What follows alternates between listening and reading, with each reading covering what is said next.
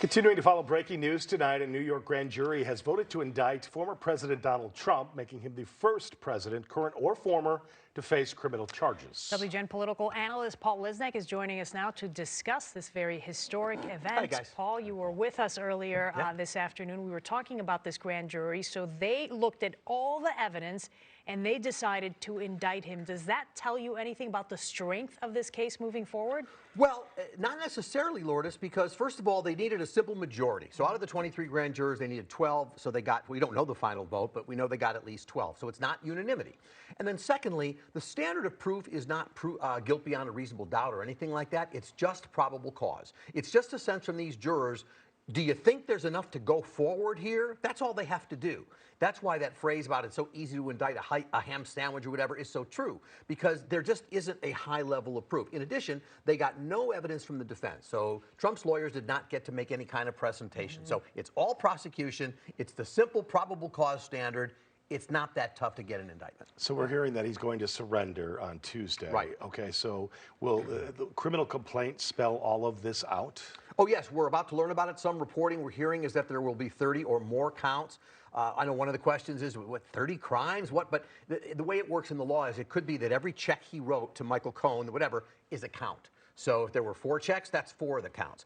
I do think there may be some stuff here. There is some reporting that there was the Karen McDougal situation. She was paid $100-some thousand. That could be creeping in here. But I think for Alvin Bragg to forge ahead and move forward with this, there's got to be something more than misdemeanor level stuff. He's got to have something powerful. And I personally think that at the hearing Tuesday, when we find out what unveiled, we're going to end up going, oh, he did this and he took that to another level. I just think there may be some surprises here from what we know. We're going to learn a little bit more. Okay, so then what happens come Tuesday? He surrenders. There will be no arrest, no mugshot. I mean, well, no, there will be. He will be arrested. There will be a mugshot. There will be fingerprinting. He's like anybody else in this system. You, me, or otherwise, we're all arrested. The difference is he'll be protected by Secret Service.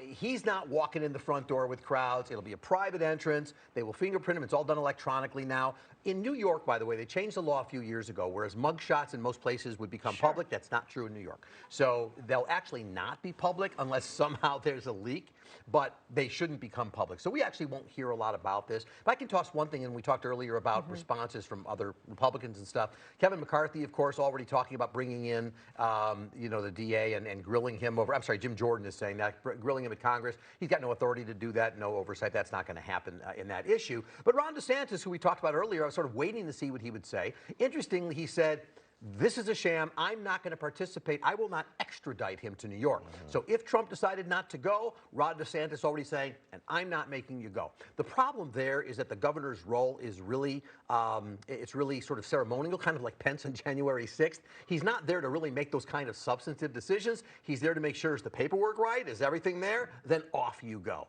But it was easy enough for him to make that sort of demanding step because he obviously doesn't offend any Trump supporters, keeps them happy, and the president's lawyers have already said he's surrendering, so it really didn't matter. So, Paul, grand jury testimony is taken under oath, right? Oh, yeah. So there is a chance of some could have perjured.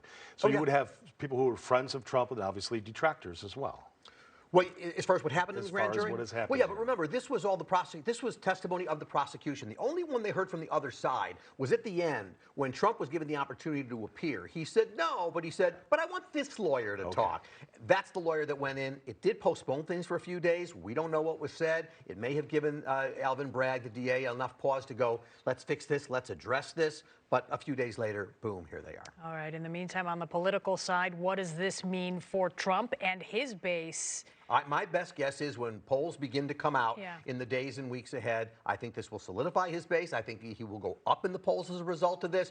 Look, everything was baked in the cake with Donald Trump when he came down the golden escalator. So there isn't anything anybody's hearing who supports him who's going, well, that I didn't know. They do not care. So I think his supporters will stand behind him, will move, and if anything, it makes it tougher for anybody else who enters in the Republican race right now. I don't think we see a trial for about a year. It really will take that long to go through all the motions and attacks and everything. And of course, by that point, we know what's happening on the Republican side. There's nothing that keeps him from running or serving or doing anything else here. So if anything, there is nobody better at spinning this to make it a positive for a campaign than Donald Trump. Nobody can do it better. Also keeping tabs as we wrap it up on what's going on in Georgia and Florida.